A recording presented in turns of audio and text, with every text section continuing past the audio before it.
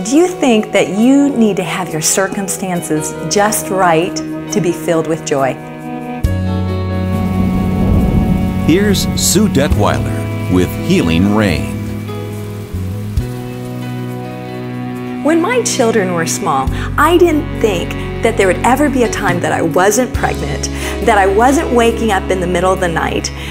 But I had a wise mother, and she said, "This too shall pass." And it did. You know, as long as we live in this world, we are going to experience stress. But we don't need to let that stress stop the flow of joy in our lives.